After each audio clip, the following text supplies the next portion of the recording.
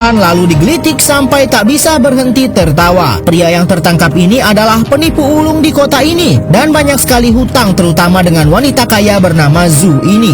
Karena Tu tidak bisa membayar hutangnya, maka ia disuruh memilih salah satu wanita yang ada di depannya. Akhirnya Tu memilih penata rambut, namun ternyata sisirnya sangat ekstrim sampai membuat ia kesakitan. Karena wanita lainnya juga terlihat mengerikan, ia pun memilih wanita yang memegang bulu. Ternyata pilihannya makin salah. Kakinya terus digelitiki sampai Tu bisa saja kehabisan nafas. Saat sedang menjalani hukuman, Tu sadar kalau Zhu sedang melakukan sayembara. Siapapun yang bisa menemukan monster yang ia cari akan mendapat uang yang banyak. Dan ternyata monster itu adalah Wuba yang baru saja dibuang oleh Tu tadi malam. Wuba akhirnya ditemukan lagi oleh pria licik yang sebenarnya ingin menjualnya. Agar Wuba tidak takut dan curiga, ia pun diberi makan yang sangat banyak oleh Tu. Akhirnya Tu langsung menemui putri kaya yang ingin membeli Wuba, dan Wuba menunggu di luar bersama Bonbon. Tapi ternyata Bonbon dan Wuba sangat jahil. Wuba bisa membuat manusia melihat apa yang ia lihat, dan Wuba membuat Tu terus terbayang-bayang wajah Bonbon yang sangat ngeselin, sampai Tu mengeluarkan kata-kata yang tak pantas kepada putri. Dan tindakan Tu semakin aneh karena penglihatannya terus terganggu. Dengan begitu, kesempatannya untuk menjual Wuba dengan putri pun gagal. Ternyata Bonbon tidak rela kalau Wuba dijual, tapi Tu malah punya ide lain. Ia menggunakan kekuatan penglihatan Wuba untuk bermain curang di kasino. Wuba disuruh melihat kartu milik musuh dan memberikan penglihatannya kepada Tu. Wuba tidak fokus karena ada seorang wanita yang memakan jagung. Bukannya melihat kartu musuh, Wuba malah terus-terusan memandangi jagung itu, sehingga Tu tidak bisa menjalankan aksi curangnya. Karena terus bermain curang di kasino, Tu akhirnya ketahuan juga, dan kini ia menjadi bulan-bulanan para warga. Wuba yang ikut bersamanya juga kini dalam bahaya. Karena panik, mereka malah masuk ke dalam ruangan kostum para pesulap, dan mereka malah menghias diri mereka seperti badut, dan Tu malah menggunakan kostum harimau.